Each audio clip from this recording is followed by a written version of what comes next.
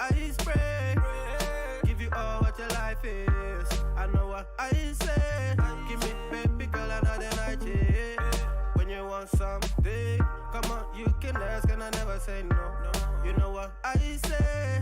Upgrade and nice, I can get you some. I met a girl from the UK. She a dance, she a cutie. I tell her come if she wanna see me.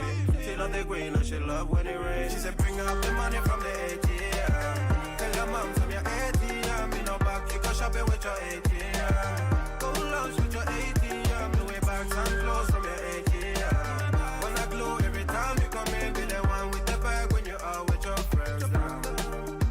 Oh no. Yeah, every time she wants something, she call and check in. You know, I answer when you call and check in. Tell me what's the case, what's the matter? Tell me what's your name, looking fantastic. Dark skin like Fanta. Danger how she move, no panta. Hey, Chepe, ninja tombong banta, yeah, maybe. You got time into, got time for me to. Baby, nice walk, oh no. I met a girl from the UK. She a dance, she a cutie. I tell her come if she wanna see me.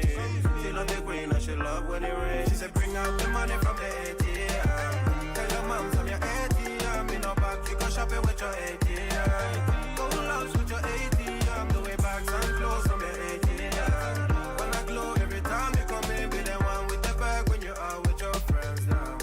With your friends now. Girl up for my key, all you really want is my key, Girl want me to wifey, I don't really show nothing but love, Girl up for my key, all you really want is my key, Girl want me to wifey, I don't really show nothing but love. Baby girl, I like it how you move, moving like the ocean. Yeah, she deep like the ocean. She got waves in the hair just like the ocean. Yeah, like the ocean. Keep it in on with my man some distance from the ocean. Wavy like the ocean, baby. Yeah, you're looking like the ocean. Deep in my my pocket like the ocean. She said bring out the money from the ATM. Tell your mom from your ATM. Me no back, you go shopping with your ATM. Go lunch with your ATM. The way bags and clothes from your ATM. Wanna glow every time you come in. Be the one with the bag when you are with your friends. Oh no no no. Girl up for my key. All you really want is my key. They want me to wipe it. I don't really show nothing but love. Girl up for my key. All you really want is my key. They want me to wipe it. I don't really show nothing but love.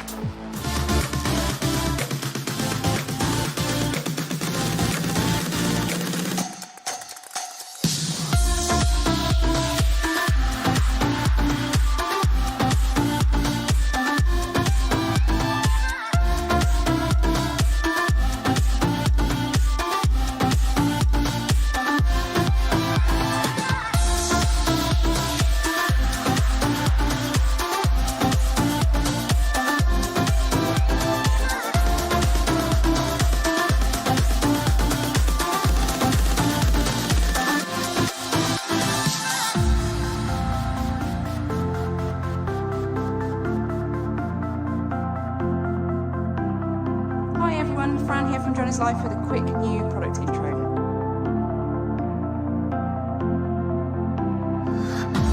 I thought I saw a light when you passed me by. The reason why I shine, you're the reason why. I thought I caught your eyes, but love is blind. I thought I saw you smile.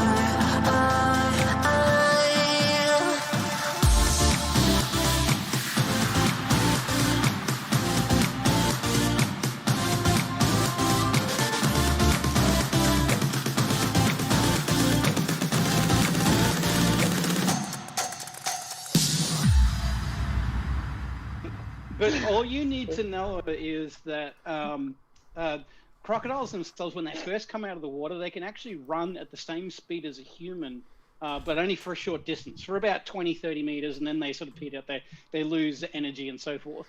So you've got to be very careful and very aware of that. But if a crocodile thinks that you're looking at it, it won't attack. So all you got to do is just look at the creek, and it won't ever attack. So I told them this, and then I completely forgot about it. It's all bullshit, by the way. But the key is to be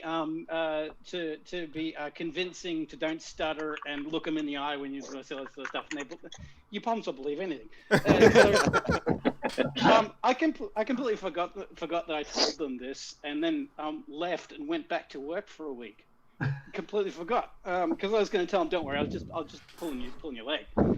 So I came back the next weekend, and I walked around the corner, and there's like 4 of them in this long conga line where they're going to the bathroom, and one of them's looking sideways at the creek, and I said, "What the hell are you doing?" They said, "We're watching out for crocodiles." And I said, "Oh shit, did you actually believe me?" And they said, "Fuck yes!" Like, it's not. You mean it's not true? I said, "No, it's not true." You bastard! We've been John's been getting up at like 2 a.m. needing to go and take a friggin' piss, and it's like everyone else has to get up so that they can fucking do this conga line to look at. Oh my god! Poor guy. Yeah, I think this is what about the red belly snake in the U-bend. The best ones that we get here is we get what's called the huntsman spider. You'll love this one. And this is all true. So we get a thing called a huntsman spider that eats insects and so forth. When they get fully grown, they're literally the size of your hand. I'm not kidding. They're the size of your hand, and what they do is they on the wall like that, and they'll just stay there for hours and hours and hours. And the way that they get the insects is they basically just sit really still, and they move really fast to get the insects. Now they're not venomous. They got fangs and all that sort of shit, but they don't bite people. So the thing is that it's not uncommon to see a huntsman spider on the wall, and it'll lives behind the pictures and shit like this. And people that don't like spiders, they freak out. And we love them because they get rid of insects, they get rid of mozzies and all that sort of stuff. It's great. But the people totally freak out about them. And at this point. and I had one visitor that saw that, said, "You need to kill that right now." I said, "I can't kill it, because if I kill it, the other 50 huntsman spiders that are living in the house they'll see me killing one of its family members. Like if you kill it, they know where you sleep." Shut up.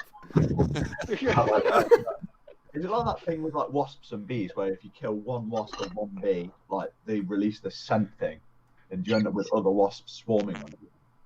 Well, it's not really a scent thing. It's more of a race thing. So like they'll only do that for like British people and Germans and that stuff. Everyone else, they don't care.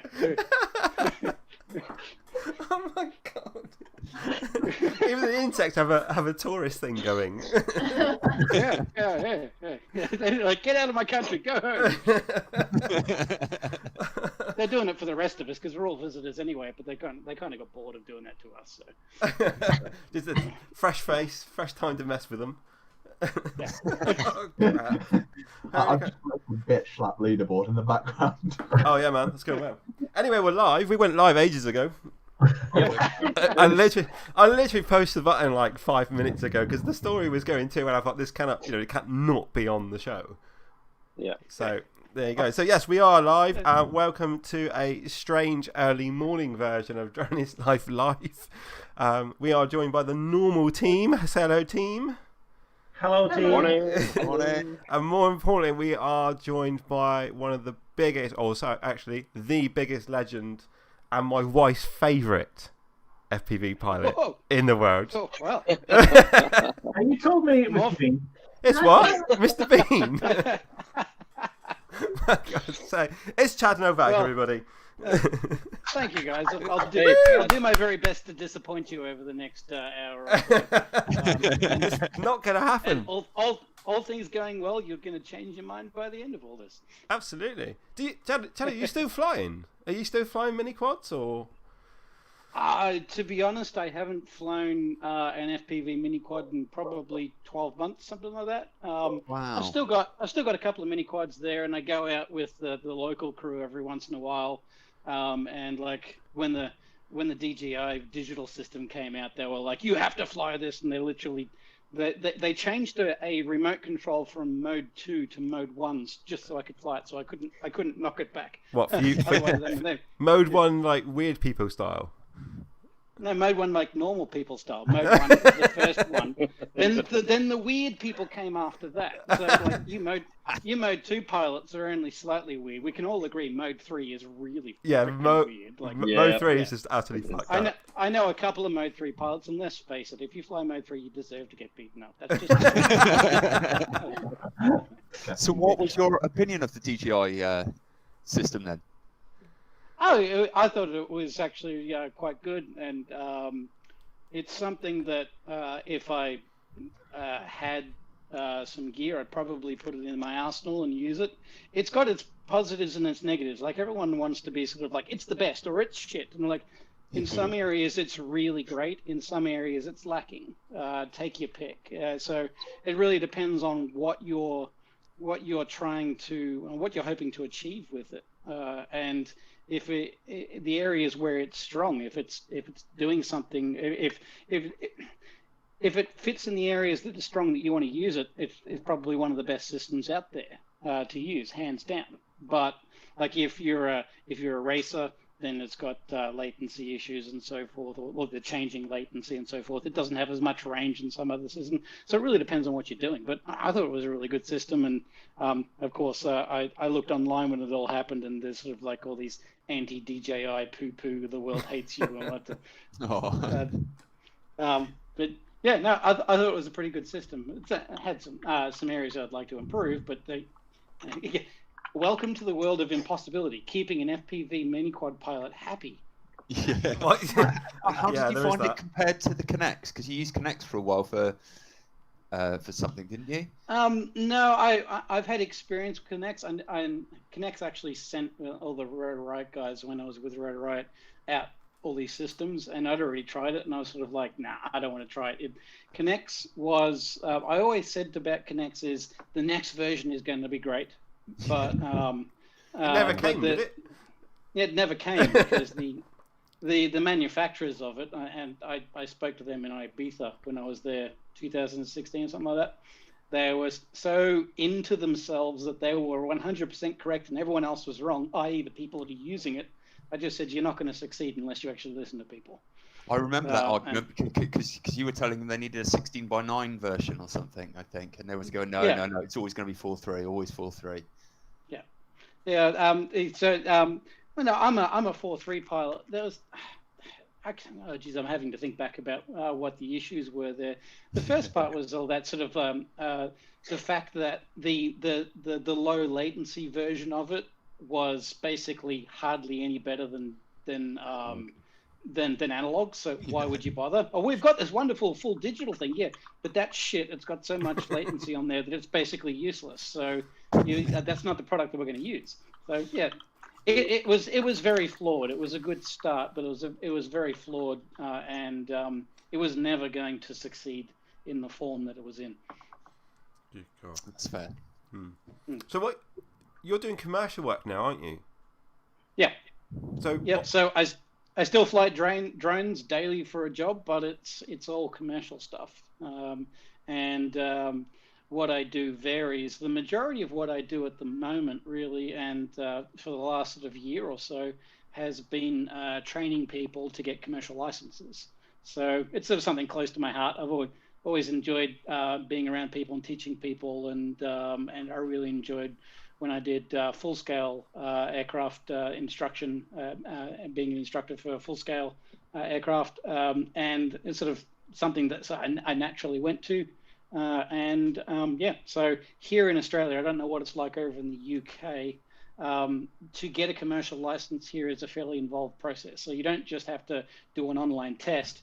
You have to do like a number of days of theory, do a test there. You have to get your airband radio license as well. Then you have to do practical flying and so forth. And the regulator here, CASA, has totally screwed things up, and it's a complete shambles. But the company that I work for, we concentrate on, we charge more, probably more than double what most other companies do, but our focus is on actually producing pilots rather than ticking boxes and giving people a license. So most of the companies that I do training for are the bigger mining companies that are around here. So I do a lot of offsite training inland Queensland and in the tropics and things like that to various mining companies where they've really embraced drones quite a lot for various things like surveying and site assessing and things like that. And there's a lot of companies that they use it, for example, when they do blasting on coal mines.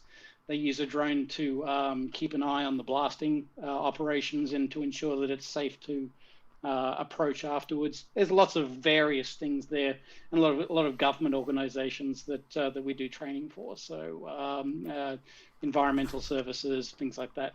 So yeah, not quite as glamorous as travelling around the world, flying in crazy locations and swearing a lot while on a YouTube channel, but equally as satisfying, and funnily enough, pays a hell of a lot better. Yeah, I can imagine.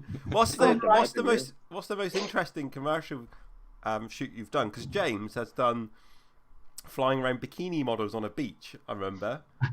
Yeah. Bear in mind, this is a British beach, so like it's windy, it's hell, it's raining, they're hanging onto a pole not to be blown away style. It was raining that day as well. They're ruined. Not anything like that? No, well, see, I'm not really into that kind of area. That's not really where bikini models. Alas, no. The best I can do is overweight farmers with high-vis outfits on them. Oh, nice. Oh, musky. Some of the interesting stuff that I deal with is some of your bigger commercial applications. Things like one of my recent courses was introducing some farmers into the DJI T16. I don't know if you guys have seen that. So it's a big hexacopter, was it 42 or 48 kilogram max takeoff weight? So did a big drone that just does crop spraying and things like agricultural spraying. Oh, is that 14S? Yeah. Yeah, I saw that. Yeah, it's kind of nuts to the size of it, and I think I calculated the battery at something like 950 watt hours. So you're not taking that on a plane anytime soon. Just each battery costs $2,000. Wow. What? That's ridiculous. Just for one battery. It's nuts. You would never get a mini quad person to pay for that. Holy hell, they win. Why do you sponsorship? Why do you think commercial drone flying pays a hell of a lot better? Because everything's twice the freaking price. Do you do more of teaching people how to fly and operate the drones, or do you do the actual flying to do the surveying and stuff? It's mostly teaching and certifying people on drones and things like that. So it's a lot of smaller stuff, but depending on the industry you go into, you get some of the bigger stuff that's around there. So yeah, it's pretty much teaching people to fly and going up there and getting them organized with their systems and so forth, rather than doing the work myself. And like, for example, there's a mining company, Rio Tinto, which is doing bauxite mining up in the very far north, like the most place called Weipa, as far north as you can get into Australia. It's almost up near Papua New Guinea. And they do surveying on their bauxite pile that they get to load onto the ships and so forth. And they've got this dirty great big, it's called Drone in a Box. I think the system is $250,000, and it literally is this big box that the lid opens up, and this thing comes out, does its surveying and so forth, and then comes back and lands on the spot. The box closes again. It's all air conditioned inside, automatically plugs up and charges the battery. And this drone, the idea for this drone is to remotely operate it from Brisbane, which is about 2,000 kilometers away. So they're flying it from a completely different area over the internet and so forth. So it's all sort of big deal stuff that's going on there. So it's kind of interesting getting into that. Like I said, it's not as fancy as crazy locations or bikini models, but it's from a technical point of view, and that's sort of what drives me rather than all the glitz and glam bullshit. From a technical point of view, it's far more interesting to me, and you're actually dealing with companies rather than individuals like you are in the hobbyist industry, which can get frustrating. Oh yeah, we know it. Right, Chad.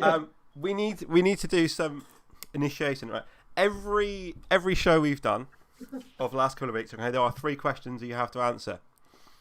Right, the first one, as you can see on the board here, there is a bitch slap leaderboard. Now this is somebody that in the FPV community that is your absolute priority, just to have a backhander. Who would you pick? I only get one. Yeah, prioritise. Currently, Vanover is heading the top. He's literally, everybody's got Vanover straight away. Well, see, Vanover does need a bitch slap. He really does need it. But, oh man. Oh, see, I could do the whole sheeple thing, and I could just go, okay, yeah, let's go with Vanover. I don't know, let's mix it up. I'm gonna go with Sharpoo. Sharpoo needs a bitch slap. Really? Wow. Yeah. For no other reason that I want to see his face as to why the hell did you bitch slap me? Believe it or not, actually, I'm sorry, Carlos. I love you, but hey, I've got to be different. I've got to be different. I was going to say, actually, the last show on last Wednesday, which was with Mr. Stu, Sharpoo was actually in the chat. He just rocked up out of nowhere and just literally landed in the chat. It was quality. No one believed it. Everyone was like, "That can't be him. That can't be the real him." I was sat there in the chat, like doing on his channel, checking that it was him and stuff, and it was legit him. Yeah, absolutely. But my favorite thing over the years was wherever I was in the world, as far as social media was concerned, I was searching for Sharpoo. That was absolutely great. I went over to when I was in Spain for 2 weeks. I can't even remember what town I was in. I'm just walking around this town. No one speaks a word of English. I don't speak any Spanish, but someone taught me how to say, "Carlos, where are you?" in Spanish. So I'm walking around this town square at the top of my voice, filming myself on Facebook. Like, Carlos, where? And I learned how to say, "Do you know where Carlos is?" And I was just going up to these random strangers going, "Do you know where Carlos is?" And they're saying, I don't know what the hell they were probably saying. Yeah, I know where Carlos is. I don't know what the hell they were saying. Right, question number 2. What's your best pickup line? What's my best pickup line? Are you married now? Oh, no. You're not married? Not that silly. Yeah, I've got a partner, but I'm not married.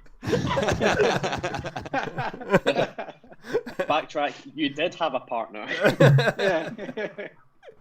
Well, no, this is actually the best situation for me because she's, although they're not together anymore, they're still technically married. They never got a divorce. So when people say, "Are you married?" I said, "No. I found the best way to get out of that. I've already found a woman that's already married."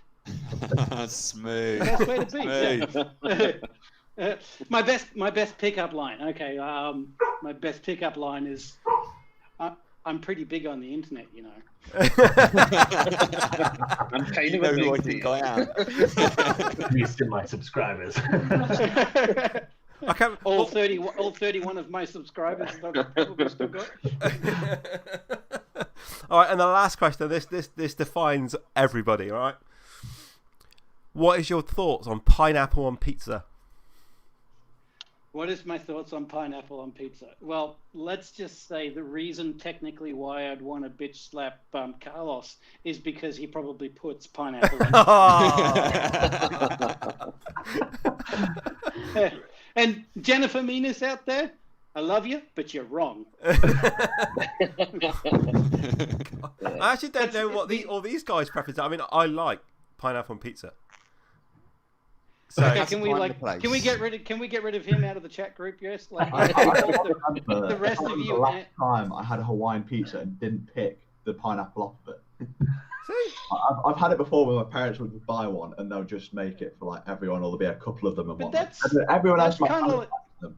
Everyone else in my family likes it, and then I go. That's kind of like saying like I don't like cocaine, but my friends offered me some, so I said yes. So it's just margarita pizza with bit like what? Matt, what's your take on it? I would eat it.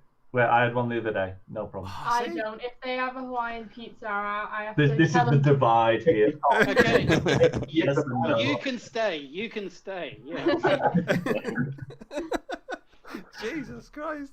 It's such a controversial topic. It's unreal. I've had loads of people like message. Well, somebody put a post on Facebook a couple of weeks ago and said, "Hawaiian pizzas or pineapple on pizza. What's your take on it?" And then I think it was Booth. I think it was Booth that posted it. I get on. And Booth. I love it. Love pineapple on pizza. And he just messaged me back and said, "I don't think we can be friends anymore." And that's it. What surprised me is there hasn't been riots over in the American streets about pineapple on pizza. They seem to riot about everything else. They just burnt down Amazon because someone liked pineapple on pizza or something. Like that. Oh God! Right, so let's go back to the beginning. Obviously, the first you were one of the first people that I started following on YouTube. I'm sorry.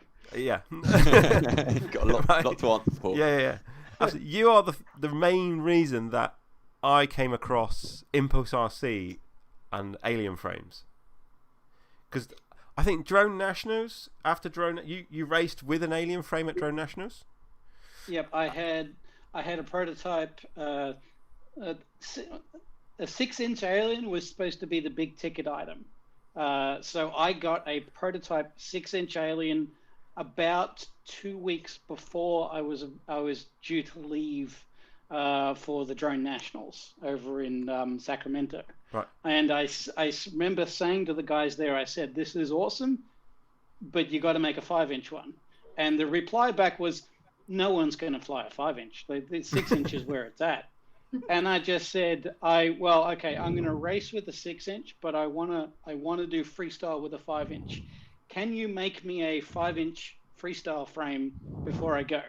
So the guys jumped on the CAD programs and shrunk it down quickly and so forth, and tied it all up. And then I went and grabbed a USB file and drove it over to another friend who had a CNC cutter.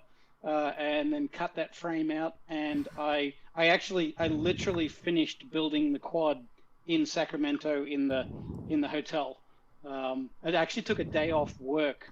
I chucked a sickie the day before I was supposed to leave, so that I could actually get it to a point where I could finish it. So there was no such thing as a 5-inch Alien. They weren't planning on it. They were like, well, we're just going to do a 6-inch, and I convinced them that maybe a 5-inch might be a good idea. I'm going to actually post the link to your video, because there's a video of you sat down with a 6-inch and your 5-inch prototypes, and then you're talking about them. So I'll put the link in the description for that. Because when the time that you did it, and I was just like, I need a 5-inch alien in my life. And of course, there were no dealers outside of Australia for Impulse at the time. So everything, you went to their site, you ordered it, and then you shipped it into the UK, and then the UK government slapped you with massive import taxes. And by the time it got here, it ended up being like a £200 frame just to get it into the country, which is about what? And then you instantly smashed it into a brick wall and then complained that it broke. No, at all. Standard. And then I watched more of your videos and took your advice. I went, right, okay, I need to get myself a KISS FC and 24 amp KISS race ESCs, and I spent absolutely, when I say hours, I'm going to say it probably went over the course of a couple of days to build this thing. Yep, sounds about right for your first build. It always takes absolutely. a while. And then flew it, and then you put another video up online saying you were actually in a hotel room. And you started the hotel video by complaining about whoever was doing what in the room next to you. Yeah, I remember that. I was literally stuck in this hotel room. It was about half an hour drive away from Tommy's house. And I was stuck there for about 2 days, like nothing to do. And so I'm just like, what the hell am I going to do? I'm like, well, everyone's been bitching about whatever it was, flashing ESCs or something. I'm going to do that. And it was like 3 takes of trying to get it done because like all hell was breaking loose in the hotel room next to me. Well, welcome to the high-profile life of being a rotor pilot. Being stuck in this dodgy hotel where it sounds like someone's getting murdered next to you. Yeah, because this is like version 1 of like KISS ESCs, and the way that you were upgrading was to literally desolder the ESC off the quad, solder an XT60, and then you do USB UART that you wired in to flash the bootloader software and stuff like that. Yeah. And in the beginning of the video, you said, if the LED is green on that ESC, you've got version 1. If it's blue, you've got version 1.02 or something like that, and you don't need to take it off the quad. You can flash it through the KISS GUI.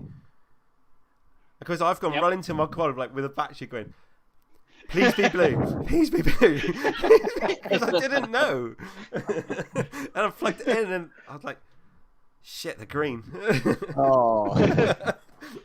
So I literally just spent a couple of days building this thing, so then I have to rip all the ESCs out of it and then I literally flash them one at a time and then put it all back together. It was like a mammoth job. Good times. That was a lot of work in that time. When I first started flying, it was very homemade stuff. UART, USB UARTs, all this weird stuff that you had to put together. And like, I'm a technical guy. I enjoyed this sorts of stuff, but I don't consider myself to be a full-blown nerd where I'll code this up, and the more complex it is, the more excited I get. It needs to be a decent user interface, and that was one of the big things that when I first started getting to be known and the companies were listening to me, I was like your customers don't want to be like code writing nerds doing all this code work. They just want to press a button and they want it to actually work. Yeah, absolutely. And that took a lot of work to convince them that if you really want to go mainstream, which everyone wanted to do, is you've actually got to make it noob friendly. Like no one wants to go and have to buy something off eBay like this UART USB-C and then solder on header clips on there and then go into your serial port terminal on your computer and type in all this sort of stuff. And no one wants to do that. And you do the extra code work and put the stuff on the PCB so you can just go, okay, upgrade. No worries, upgrade, done. Thank you very much, all sorted. And early on, a lot of the early hardware manufacturers, they're the old coding nerds, and I always say it's like you can have your fight between Windows and Mac and that sort of stuff, but like Windows can be a lot more technical to use. You can do some more things with it. but Mac is very user friendly. You don't have to know you don't have to learn anything. You just press a button and it walks you through it and so forth. And in the early days, we were very much like the whole DOS system, which no one was going to take on. And that's one of the reasons why, for example, DJI has become so popular, because they've made it so stupidly easy to fly, whether you agree with that or not, that anyone can pick it up and you don't even need to read a manual. Off you go and fly. That's why it's popular, and that's also one of the reasons why FPV still struggles to get into mainstream. There's other reasons, of course, but it's still fiddly. It's still a fiddly process, and regular people don't like that. It's too hard. I want instant gratification. Oh dear.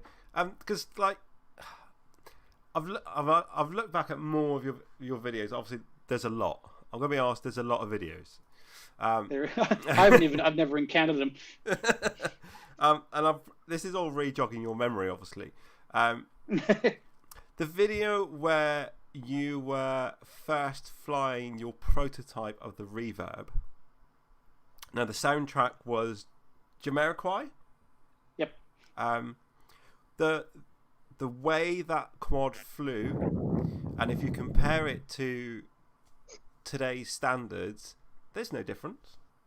There's no difference in those ESCs and that flight controller to what people are doing today. Oh, but that was the pilot. So if you put absolutely. a pilot from today and put them on that old hardware, I'm sure you'd be a noticeable effect. I would have thought. I don't know. Here's one thing I'm going to say, and it's probably going to people are going to lose their mind. We like that. I'm going to go on record and say that I haven't been intricately involved in FPV and so forth for, say, the last 1.5, 2 years, but I've seen what's been going on, and I'm still around the regular crew that I started there with FPV. In the last 3 years, there have been no significant or major advances in FPV, particularly when it comes to ESCs and flight controllers.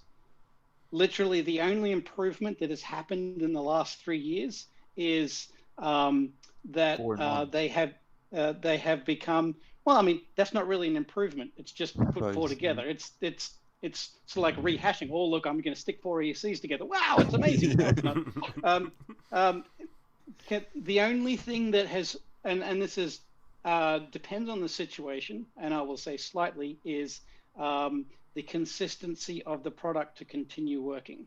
It's a little bit more consistent, but they don't fly any better. They don't fly any easier. You go back to like 2017, 2018, they still fly the same. It's like, oh, we've gone to F4. Oh, we've gone to F7. Oh, we've gone to F10. Oh, we've gone to F20 CPUs on there. Like, it's all marketing like H7 bullshit. Or something. They're calling H. Yeah, it's. I'm not saying that they don't do anything extra, but the end result is no better. And I preface this by what you said. Let's get some videos and put them up there. And if people have never seen them before, like people already know all the more popular videos, but if people have never seen them, going pick which one's the newer one, which one's the older electronics on there. It's all the same. So it all flies the same. They get some slightly more features, but in terms of how better they fly, ever since about 2017, a quad has flown really good with stock pits, and that hasn't changed. One video I always sort of go to, like on this subject, is Kebab FPV did a video where we put a Naze 32 board on one of his normal quads, so everything else was normal, and he flew it. I think this was last year, so on Beta Flight 3.5.2, and it flew fine. You couldn't tell the difference. Yeah, it's one of those things, and I've always had an issue with it. And there was a Rotor Riot episode where we, I can't remember what it was called. There was a frame that we reviewed, and it was like molded frame, lots of stuff. It wasn't properly molded, but it was like you smashed it into the wall. Yeah.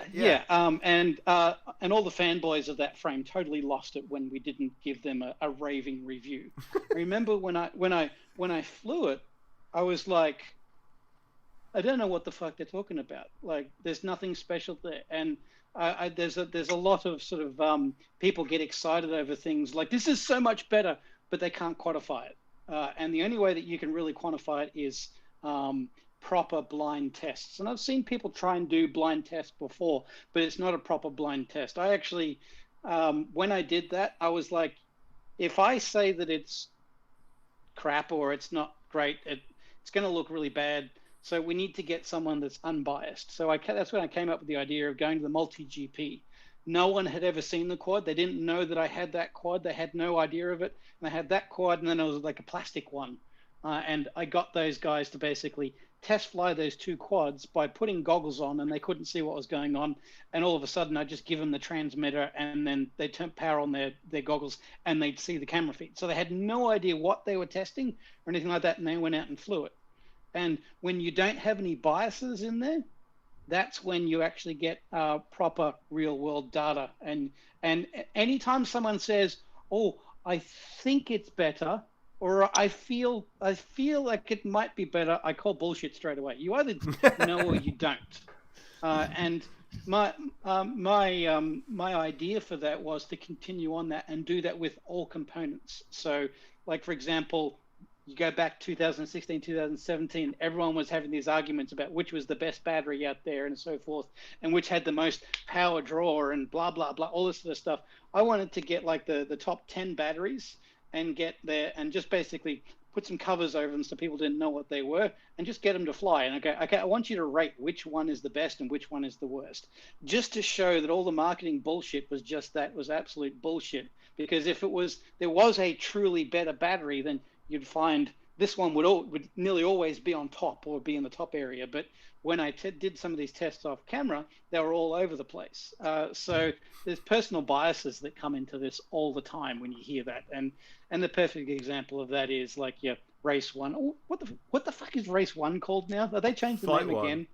Is it Flight One? Flight One, whatever it is. And Flight One, you've got KISS, you've got Beta Flight. There's an EU flight. There's all these sort of ones. Go out there, you go online, you will find good flying frames with all of them on there. All of them, all of the flight controllers and all of the software is all great, and it all sucks. They're inconsistent. They're inconsistent. Sometimes they'll be great, sometimes they'll be shit, and that's just the way it is. I mean, someone asked me one time, and I did a live feed on it. They sort of said, "How do you get like perfect video in your videos on sort of stuff?" And like, "How does your quad fly perfectly all the time?" I said, "I can answer that really simply. It fucking doesn't.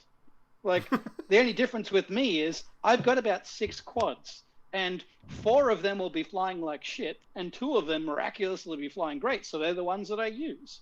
And the way that I get good footage is I just fly a hell of a lot. And sure, I get better as a pilot by flying a lot, but if I get enough footage, it means that all the crap stuff can go on the cutting room floor, and I can only show you the good stuff.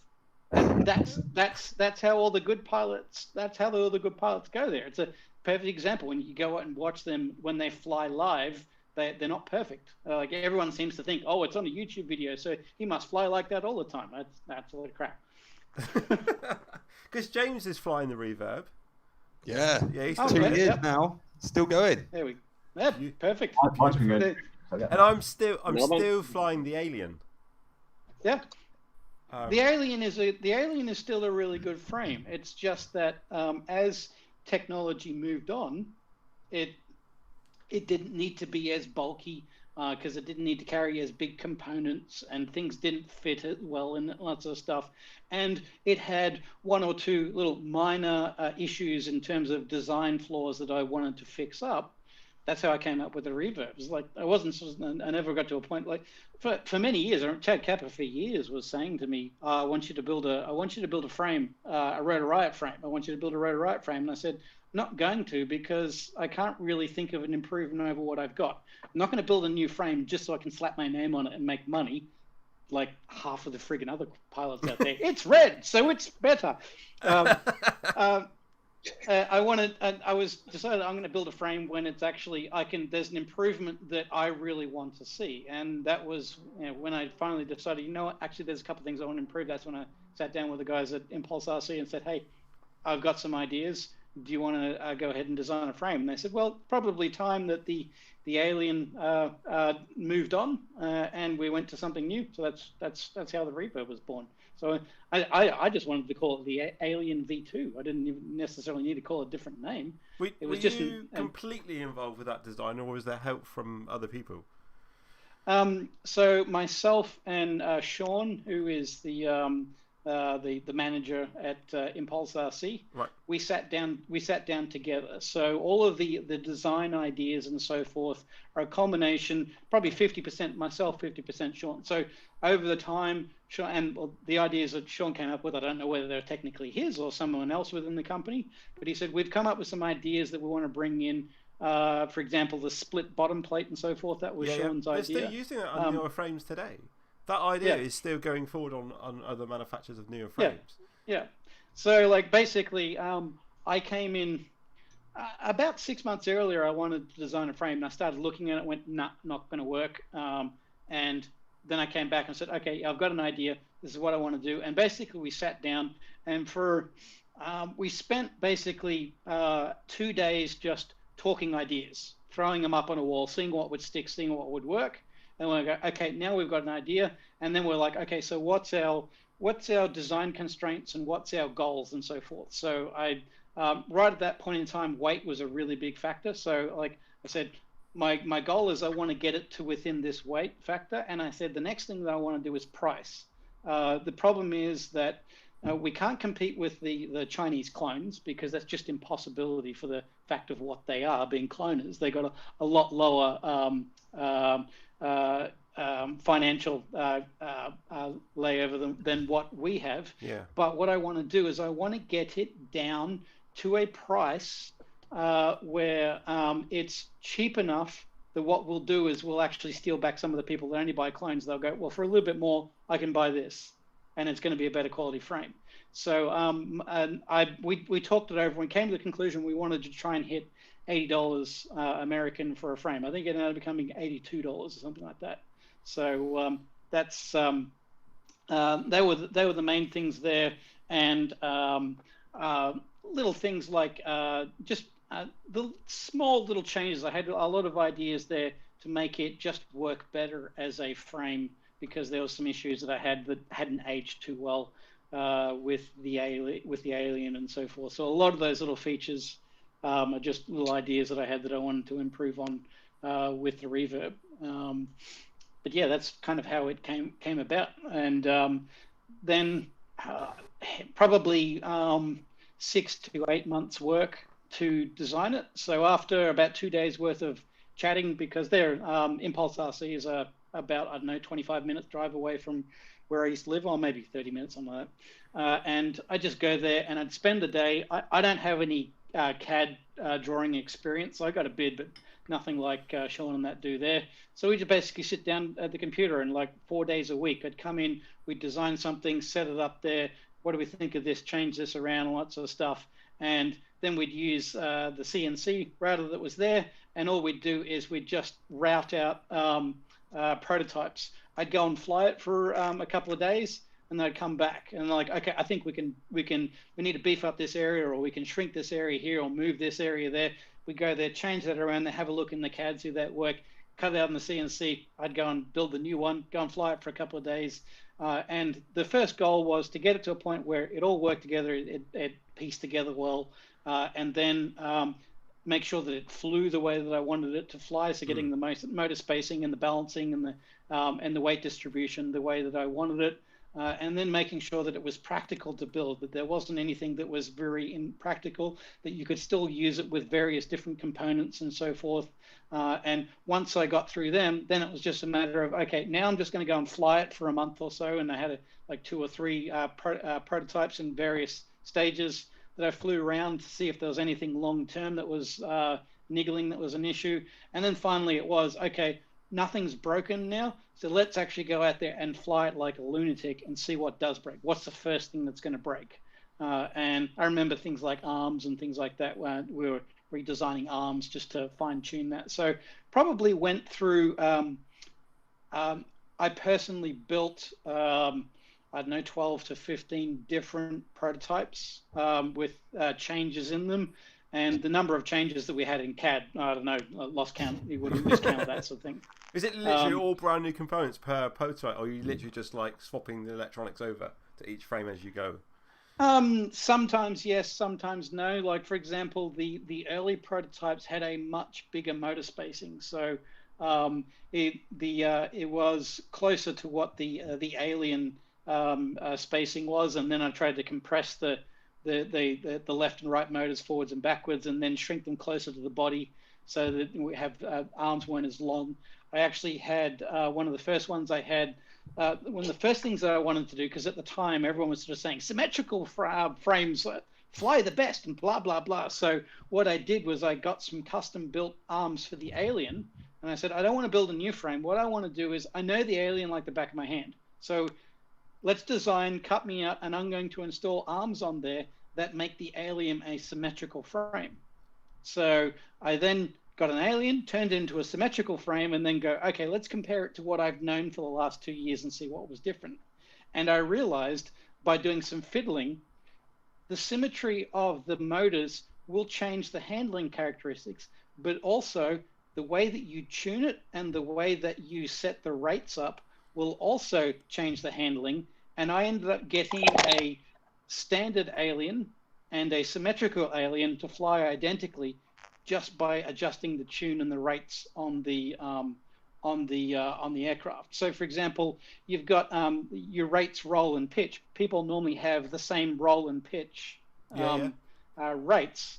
All I did was I just adjusted the rates and the nuances of those rates differently, roll and pitch. And I went, okay, cool. I've got a quad that flies like a it's a squished X, but it flies just like a symmetrical X. So I managed to basically throw out that theory that a symmetrical X flies better. I could get the squished X to fly the same. And the reason why I went to a squished X is because my main goal was I want to stick a GoPro on there. I want to have your super wide and lots of stuff, and I don't want any props in shot. And I want to have the angle of the GoPro down to, I can't remember what it was. I think it was down as low as 15 degrees or something like that, and not have any props in shot. Because what I had in my mind was, okay, there's a little bit of props in the corner of the picture. If you're a hobbyist, that's great. But if I'm a commercial pilot, my customers don't want to have any props in shot. So I want to be able to get a nice low camera GoPro angle and not have any props in shot. So the only way that you can achieve that is to have a squished X. And then so I go, okay, I want a squished X, but can I get a squished X to fly as planted as a symmetrical frame? So asking all these questions. So yeah, it was a good, from when I first started to when I finished, it's a good 6, 8, 10 months. And then it took a couple of months to get the production process in place before it could actually be announced and so forth. Good. So yeah, it was, when you look at it, it was about not 5 or 7 days a week, but a couple of days a week of for a good 8 months of my life to design that frame, which is, I laugh when I see a lot of these other frame when it's become very obvious that the pilot has said, hey, I want to make some money. Can you stick my name on this quad? So let's just change that diameter of that for a little bit. There we go. There's my frame. I've been working really hard on it. I presume you did make some money from that frame. I presume that Yeah, Impulse actually paid you for that. Yeah. Well, here's an interesting thing. I try not to talk about it because it's all personal stuff, Sure. but I'm also open about it. I didn't make any money on the Alien at all. Like, the entire time the Alien was, I wasn't involved in the hardcore design of it. I was helping to refine it and so forth. But I wasn't involved in the hardcore designing right from the beginning. It was already like pretty much finished when they started showing me. But that said, it can be pretty much said that I am a massive influence on the success of the sale of that quad. Yes, it was a very good quad, but if it wasn't for the advertising that I did through winning the nationals and getting on Rotor Riot, and I got Steel on the team and in the Impulse RC team, and I got in the first quad. I had a spare frame that I got the guys to cut up, and I gave it to Steel when I was in Sacramento at the Drone Nationals, going, here you go. I knew you were going to want one of them. Yeah, and but I never made any money of that. And Sean of the Impulse RC always said, you actually are probably the biggest reason why this company is successful as it is. So when it came to the Reverb, I wasn't going to do it. Like I'm not dirty that I didn't make any money out of the Alien. I never asked for any money. But Sean at Impulse RC, to his credit, ensured that I got some financial kickback for the Reverb frame. So what was it, 2018, the Reverb was my only source of income, pretty much. Right, okay. So I survived on that, and that's the first time I've really actually made any money in the industry. Like, I'm not making any money through Rotor Riot or anything like that. Steele said that last week. He said they made absolutely nothing off Rotor Riot at all. Yeah. Don't worry.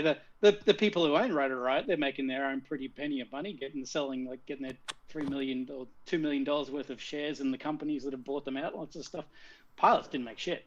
That's just the way that it was. That's where I decided I needed to make some money for it, and that's where I was like, you know what, to Impulse RC, hey, I want to make a frame. I think this is going to do well. It's about the right time for you guys to upgrade your product, and we came to an agreement to make some money, and I made I'm not going to say massive amount of money, but it kept me going for the year, living just a simple life that I was living at the time.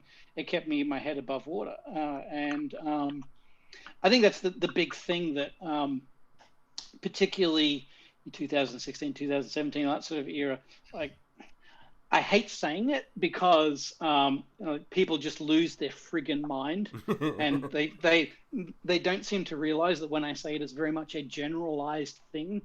But particularly if you're in a niche industry, it's very hard to make money, because a niche industry, you've got a very small customer base, and what I found was the FPV community, I hate to say it, but widely are a bunch of cheapskates. Like, oh, there's a motor here that's $14. Well, this motor is $12. You guys selling at $14. You're ripping us off, and blah blah blah. People don't realize how much money, like, we're talking of hundreds of thousands of dollars to develop products, to get it to that stage, just so that we can see whether or not it's going to be a flop or not. And then China comes out and makes a clone, or a competing company makes the same thing but colors it red and says it's the racing version. It's really hard to make money. And in the hobbyist industry, I was sad to walk away, but glad to walk away from a financial point of view, because the only way that you can make money in this industry as a brand is to hype up bullshit, and just basically hands in the air. Look, this is the next greatest thing to make money, and I wasn't prepared to do that. I was prepared to make a product that was better, and keep it real. No bullshit, no fireworks, no sort of nothing, all sort of glittery lights and that sort of stuff. Here's a better product. Please support me. And it became very obvious, and towards the end of when I was in the industry, that the only way that you can survive is A, stab everyone in the back around you, and B, hype the crap out of stuff. And I wasn't prepared to do that. So it was a choice of either do what everyone else is doing or do something else.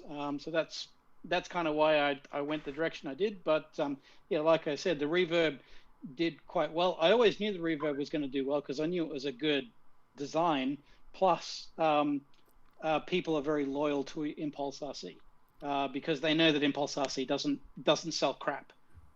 So I knew it was always going to do reasonably well. It kept me going for a good 12 months. Like, I still get a little bit of money, like $100 a month or something like that, occasionally, through the sales of you guys that are still supporting the Reverb. Thanks for that. It's still a well-loved and respected frame. It truly is. Yeah. I absolutely love mine. I fly mine every single time I go flying. There's no time that this does not get flown. Love it. 7-inch version. It's good to hear. It's the big thing for me is that people are actually enjoying the frame. Like, I don't care whether I'm getting rich off it or not. But if I've helped to bring out a product out there which is actually out there that is improved in some small way and made life better for you, more enjoyable, great. Means that I've actually achieved something there. That's the big thing for me. Not becoming more famous or giving me more money so I can buy that next Ferrari that everyone seems to think that I could afford. I don't think that the Reverb actually got cloned, did it? It did. It did. It did it? It did, yeah. Yeah. It was like a badge. It was a badge of honor when it did get cloned. I was like, little tears in the eye. Because I remember the Alien being cloned. I know the Apex is now being cloned. Yep. But I don't ever remember seeing the Reverb clone. But I looked at the Reverb, and I think it was like $55-$60 for the Reverb clone. So it was only like $20 more for the original thing, which was clearly better. So I was like, you know what? I've actually won that. I can't beat you on price, but I can bring it down to a point where it starts making people question which one to get. Yeah, absolutely. And doing that, I'm like, done it. I remember saying to when I was talking to Sean at Impulse RC, I said, this is what I want to do. And I know that it means that your profit margins are going to have to go down. Also, mine are as well. So we're both going to take a hit on this. But basically the idea is if we can sell more of it, then that sort of covers it. And that's the gamble you take. And I think it worked. I don't know whether or not it hurt the company or helped the company, Impulse RC that is. But it seemed to work quite well. I'm going to say it helped. I think think once the Reverb launched, I think it was impossible to get hold of. It was back ordered for like 2 to 3 months from launch date, which was crazy. We spent a bit of time in hyping it up without hyping it. You know what Impulse RC is like. The RC is like, they're kind of like Tesla, where they don't worry about it. They just put some stuff out there, and for example, I'd take some photos and put it on Facebook, and I was like, look at this, look at what this is, and in the background, sort of out of focus, is the Reverb or a part of the Reverb, and people would lose their shit and they're asking a million questions. That's the way you do it, rather than just sitting there going, this is the best thing since sliced bread. Just don't talk about it, and people get interested without you having to push it. I found it. There we go. Is that the clone, is it? Yeah. Son of a bitch. Is there nothing they can't clone these days, honestly? No, they do everything. It's just, I'm well against it, though. Impossible, they'll just clone. A lot of the times they'll clone it before you even get yours out. They'll just get pictures and they'll just reverse engineer it from pictures. It'll be a terrible copy. It won't be very compatible with the real thing at all, but they don't care. Because what was the alien clone called? That was the Martian. Martian. Yeah, the Martian. Yeah. That's what that one's called. That's what the Reverb was called, but it's called the Martian 4. Because when I first started flying locally here, and obviously the group of guys I was going out with, one of the guys, and he's in the chat actually, Steve's in the chat. I had the alien and he had a Martian, and the ongoing joke is that he could buy 5 Martians for the price of my one alien, and it was a constant rub in the face, and I was like, I don't care. I have the real thing. It was always interesting. Like, I came across some people that were flying Martians and clones and lots of stuff, and I'd go out the flying field and they're going, look, I don't want to cause any trouble, but I'm flying a clone. And I'm like, I don't care. Doesn't bother me. Like, a lot of people will buy these clones not knowing the story behind why they're a clone and who you're supporting, that sort of stuff. Don't bother that sort of stuff. The people that I always used to get frustrated with was the ones that would argue the point that people like Impulse RC are ripping everyone off and so forth. They're the people that I used to get really frustrated with. Like, fly what you're going to fly. That's fine, but don't accuse these innovators, these people who are in a niche industry, of ripping you off, because I can tell you right now, I know most of these people in the industry, and they ain't rich. They're just getting by. They're doing it because they're passionate about what they're doing, and they're also the ones that are progressing the industry. You'll notice when all these companies stop having to compete against China, we don't get new technology. Things don't progress think, like I said, in the last 3 years, technology really hasn't progressed that much in terms of actual proper improvements. The only real one out there is probably DJI with the digital system, and they're very separate to the hobby industry in that regard. There's a lot of companies out there that I saw time and time again. They were just like, you know what, we can't justify putting all this R&D into a product with no guarantee that we're going to make it back again. So what we're going to do is we're just going to paint this thing red or make it a different color, because that is financially viable for us. So all these cloning arguments, that's what's happened to the industry now, where there's not new things coming through. And I'm sure there's new technologies that could come through, but the reality is people out there don't want to risk that kind of time, effort, and money to make fantastic new things, because the risk is too great for the actual reward. And I don't blame them. That's one of the reasons why I got out of it, because why would I do that? Like I busted my hump for a good 3 years trying to do the right thing, and I looked like money's not everything, but I mean, you got to be able to pay the bills at the very least. Yeah, and absolutely. I ended up probably worse off than when I started. And I was like, you know what? I actually got to start for myself. And the funny thing is, when you first time you get into the commercial area, it's still drones, but it's the commercial area. Instead of them, like, you go, oh, this is what it's going to cost you, and they're like, oh shit, can we get 3 of them?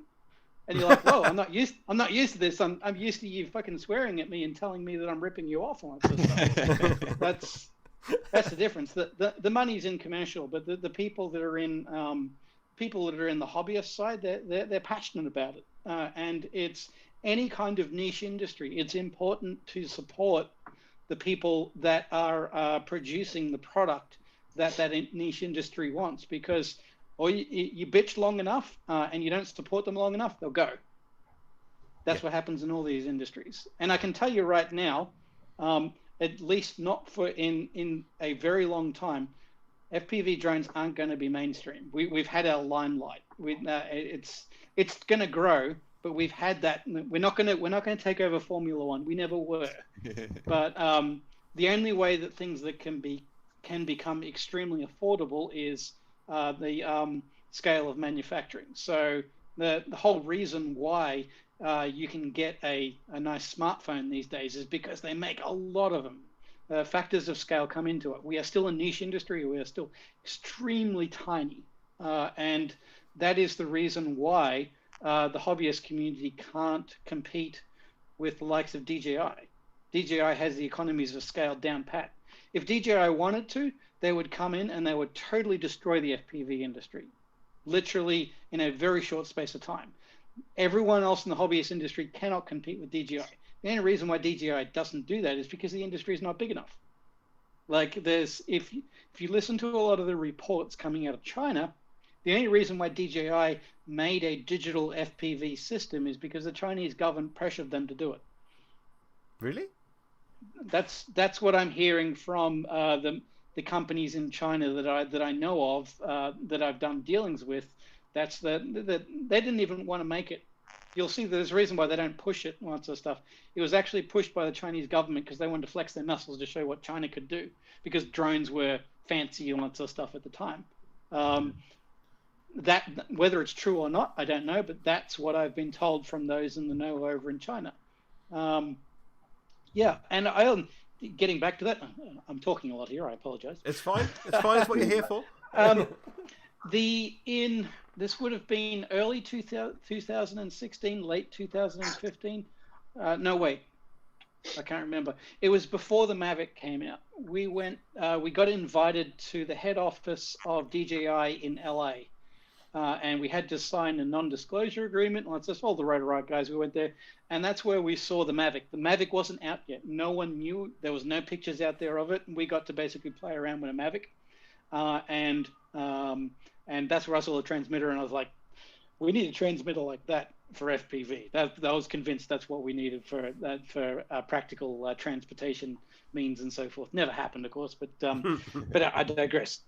They also showed us that didn't. I don't think they had it in front of us, but they showed us pictures of. Remember their motors and ESCs and stuff and the props that they came out with. They showed us that, and they said we are attempting to get into the FPV industry. We don't think the market is big enough yet, but it's growing, and there's a possibility that it could be big enough. When it gets big enough, we're going to really, really push hard. And a lot of management is not for us doing FPV stuff yet, but we managed to get a very small team together, and we've made these products, and we're sponsoring some pilots at the Drone Worlds, the one that was in Hawaii, the Total Fast one that was in Hawaii there. We're sponsoring some pilots there. If those pilots win the Worlds, we are going to put serious R&D money in to make products. As what ended up happening with history is that the track that was made there was basically made the day before, and it ended up being a speed track. And the DJI system wasn't a speed system developed for speed. It was high thrust, low speed, wasn't very efficient. So it wasn't suited to the track. It was never going to win. Min Chan Kim was flying that. They had a good enough pilot that should have destroyed everyone there. Min Chan Kim, just a freaking animal. And the machine. The machine wasn't up to snuff. But if it had have been, DJI had already committed a large sum of money for R&D to make products. But they even said to us in the meeting, the reason why we're not now is because the industry is not big enough. When it is big enough, you will see us. Jesus. So that's words of warning. Words of warning. Yeah. Yeah. Yeah. Everybody stop buying. But yeah, if it ever gets big enough and DJI is still around, they'll come in and they'll destroy everyone. Like all the big manufacturers like Immersion RC and lots of, they knew that. They knew if this gets big enough, we can't compete against DJI. So we're doing all the hard groundwork, all the legwork to build this industry up big enough so that DJI comes along and just takes everything away. That's and there's nothing you can do about that. That's just welcome to capitalism. Absolutely. We're running out of time, but I just want to touch quickly on one of the episodes from Road Riot, if I can. Sure. And it's not Chernobyl, because we spoke to Steve on that about Chernobyl, but there's an episode that sticks in my mind, and it's only purely because of the technology you were currently using at the time. It's the episode is Heaven's Gateway. Now you're bringing back memories. And this is the one where Chad Kappa found the CD on the floor in the beginning, if you remember, and they put it on in the car. And it was you, Tommy, and Drew. I think it was Drew. Yep. First road trip with Drew. First time I met him. Right. Okay. And it was a long range flight, and there was I don't want to say it. There was a glory hole in the mountain. Oh, he's just calling you. Yeah. I love me a good glory hole. And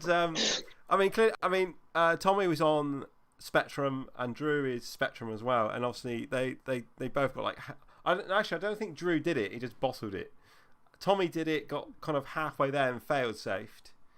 You were FR Sky, because in the description, I think you're on like an X4R or something receiver. Yeah. And you went the whole distance through it, power looped it, came back, no fail safe. Looking at that, do you think that receivers and transmitters, radio receivers and transmitters of today are actually any better than what they were back then? Okay, so first of all, I'll start off by talking about that episode. From memory, you'll have to correct me if I'm wrong, but from memory, Tommy wasn't flying Spectrum, he was flying a Tyrannus. The reason why he fail-safed is because he did the 5 dBi antenna mod, and he had basically, I can't remember, I think he did the 5 dBi antenna mod. Anyway, the antenna had actually broken off inside the transmitter. Oh, okay. So I always laugh. It went halfway that way without an antenna. Right. That's impressive. Yeah. As far as radios getting better, Are we talking about in terms of like fail safes and things like that? Yeah, absolutely. Because obviously, No, I mean, a lot of us, I know you're all using Crossfire because it's become the standard. It's become cool. Yeah, absolutely. So no, it hasn't. The technology is still the same. We've gone to different chips and all that sort of stuff. But essentially, what is happening with the spread spectrum digital encrypted code, it is the same. The protocols might be updated, but if you're using an FR Sky system, no, it hasn't updated. If you're using Spectrum, no, it hasn't updated. It's all the same. And essentially, Crossfire is the same thing, essentially, very basic terms, but just on a different frequency. Because it's a lower frequency means it can go further. So it can penetrate a little bit better than what 2.4 can do. It's not any better than a 2.4 system. It just has a slightly longer range. Now, it also has a lot of downsides. So it depends on how noisy the RF spectrum is in that area that you're using it. So, for example, in 900 megahertz, depending whether you're 868, 900, whatever it is, and this is different from country to country. Okay, in 2.4, yes, there's a lot of systems that, like here in Australia, we use the I don't know if it's different outside. In Australia, we use the LAPD system, so the license-free, basically. That means that there's a lot of systems on 2.4 in the city. So if you're in the city, there's potentially a lot more RF noise on that spectrum. That said, 2.4, because it's a higher frequency, doesn't go as far, and all of these, because it's a higher frequency, it doesn't penetrate objects as far, so it gets shadowed by a lot of other things, and a lot of these systems aren't very powerful, so they don't transmit very far. So while there's a lot of RF noise around, it's not really an issue for a 2.4. 900 megahertz goes a lot further because it's a lower frequency, and in the city, there's also, depending on which country you're in, 868, 900, there's a lot of systems that also use that because it's a license-free class. But because these systems are designed for more longer range, they're going to affect you more. So some situations, you might find that 900 megahertz is worse. There's one park out where we fly, pine cones we call it. I did a lot of my older videos are in that. It's actually got this like underground sewage system, and it's got this wireless transmitter that sends out telemetry data. It's on 900 megahertz. If you fly a Crossfire system anywhere near that part of the park, doesn't matter whether you're close, far away, you'll fall out of the sky every single time.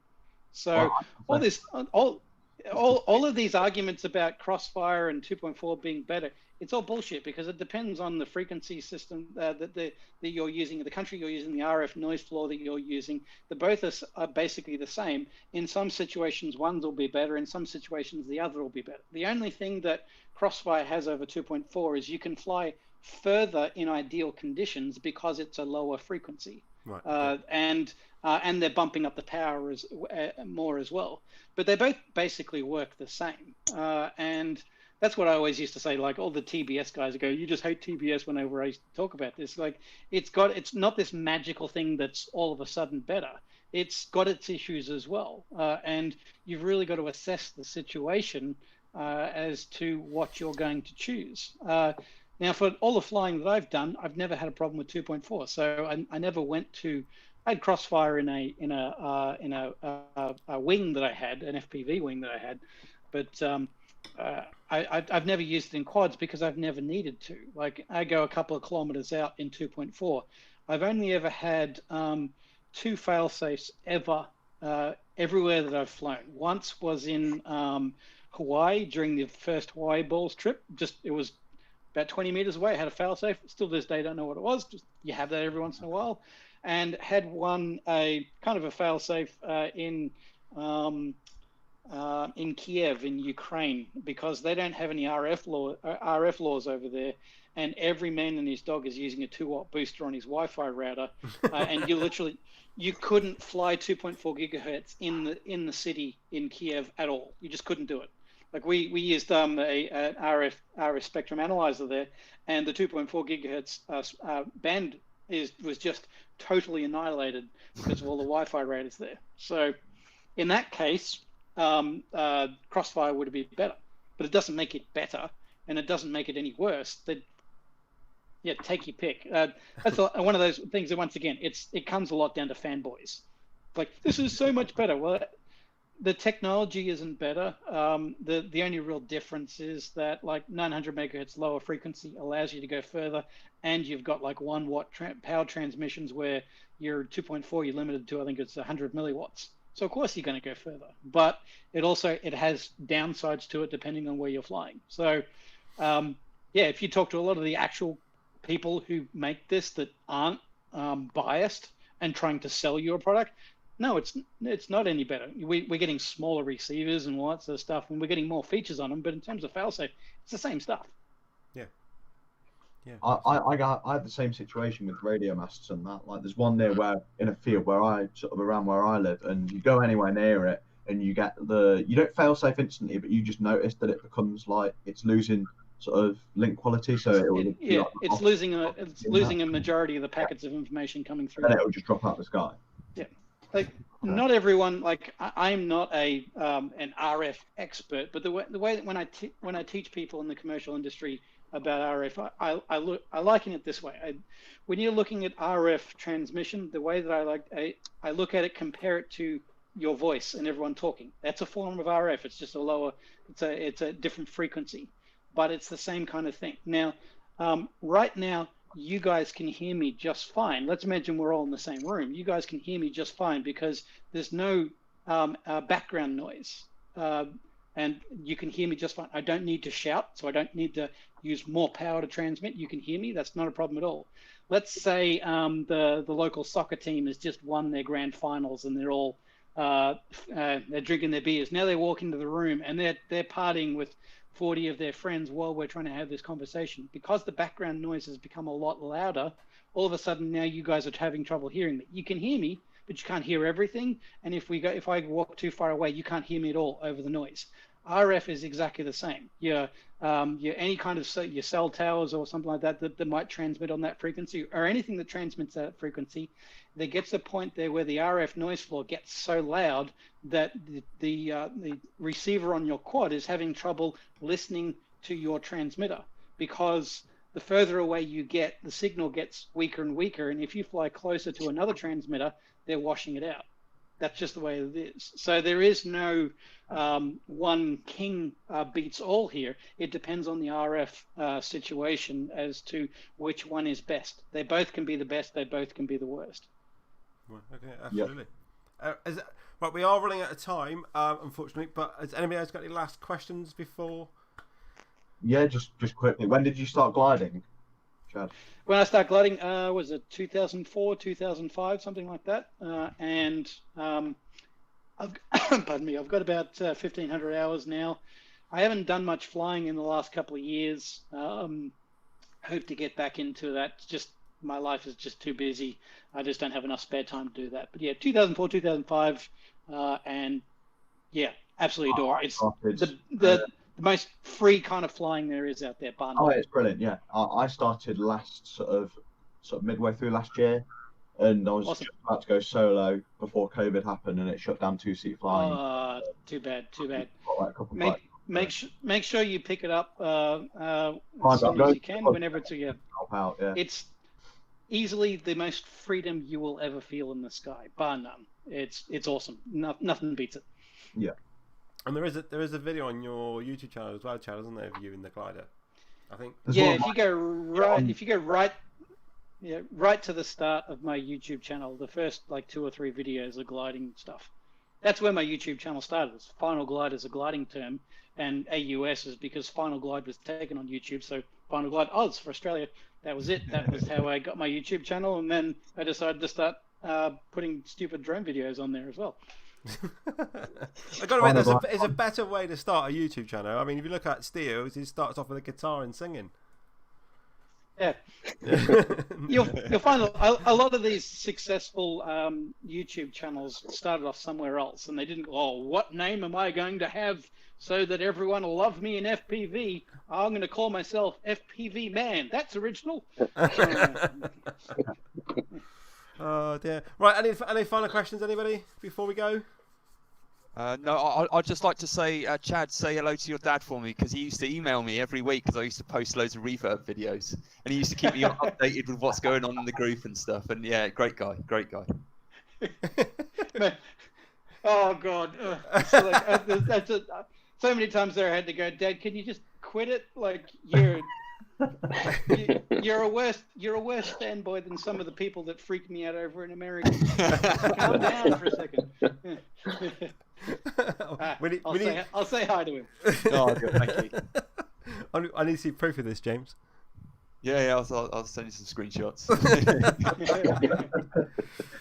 Right. We are, unfortunately, we are at the end of the show. I had so many more questions. I literally have a list. I sort of sat here the last couple of days building a list of questions, and I've got like another 20 questions to go, but we can't keep you any longer. You are, if I'm honest, I'm hungover.